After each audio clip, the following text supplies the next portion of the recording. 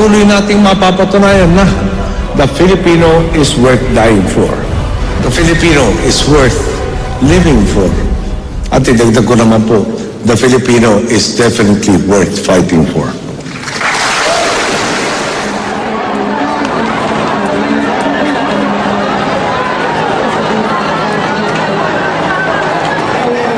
Makikinig pa ba tayo sa hangal na ito? Ang akala niya, mapapatras tayo ng kasinungalingan ni Noynoy Aquino. Mapapatras ba kayo ng kasinungalingan? Ang akala niya, ang kanyang kapraningan, nagtambak ng 10,000 kapulisan dito sa Commonwealth ay Nanugmukha po ang Pilipinas dahil sa labis na pamumulitika. Naglaho ang pananalig natin sa isa't isa. Humina ang kumpiyansa sa atin ng mundo at ang pinakamasakit, nawalan tayo ng tiwala sa ating mga sarili. Sa puntong ito natin sinimulan ang pagtahak sa tuwid na daan. Kaya rampant ang corruption ngayon dahil people in government can run around laws. Walang freedom of information which he promised during the campaign in 2010. Patuloy tayo naghihirap, dumarami ang mahihirap, dumadami ang di nakakapag-aral, mas lalong nawawala ng karapatan ng mga magsasaka at magagawa. Sawang-sawa na tayo sa korupsyon! Sawang-sawa tayo sa kahirapan! Kaya sabay-sabay natin isigaw!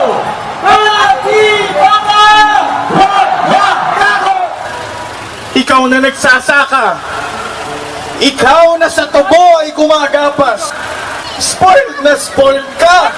Kuya, ayaw mo nang magbanat.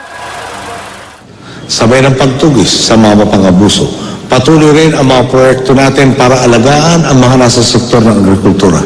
Ginagawa natin kaakit-akit na kabuhayan ang pagtatanim ng palay. Kitang-kita naman natin na kung saan kaming mga magsasaka ay siyang pinakamalaki sa populasyon pero patuloy na pinapabayaan ng gobyerno. Kung tutuusin, hindi dapat tayo magkakaroon ng krisis sa pagkain. Pero kung nangyayari ay ang mga produkto mismo ng mga magsasaka ay pinapabayaan ng gobyerno. Ay, wala pong pagbabago.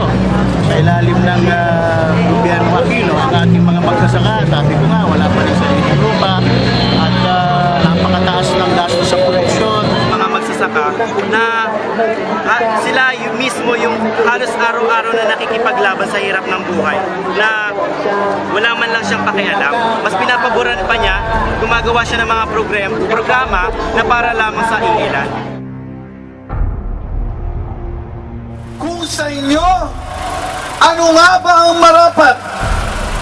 Maghintay na lang na maambunan ng PIDAF. Ay, sandali. Ang pondo ay nakulimbat. So, sorry sa iyo, ate. Inaabot ka ng malas. Ito mahiingay na ito, sadyang isinasara ang isip at namumuhay sa sariling mundo at realidad. Makita niya mismo sa aming mga kabataan kung saan niya ginastos yung mahigit 177 billion daw nakuha niya. Pangalawa, dahil sa 4 na taong pagpapakita na siya irresponsableng pangulo, mas mabuti na nabubala siya sa pwesto niya. Umalis na siya sa pwesto niya dahil malinaw naman sa aming mga kabataan na hindi niya na kaya kaming alagaan. Sabi nga nila kasi siya ang kaaway naming mga kabataan. Siyempre pangatlo,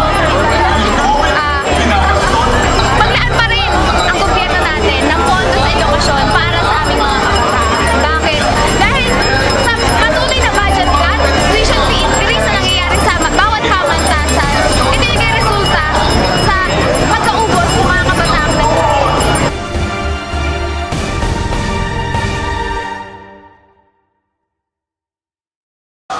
Mayroon po akong gustong ipabot sa lahat mula sa puso. Mangungusap ng tapat, walang Diyos na nagnanais tayo ay maghirap.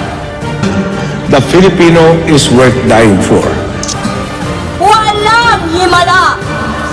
Walang himala! Kahit sa EDSA ay hindi himala. The Filipino is worth living for. Tao ang lumikha ng mga himala.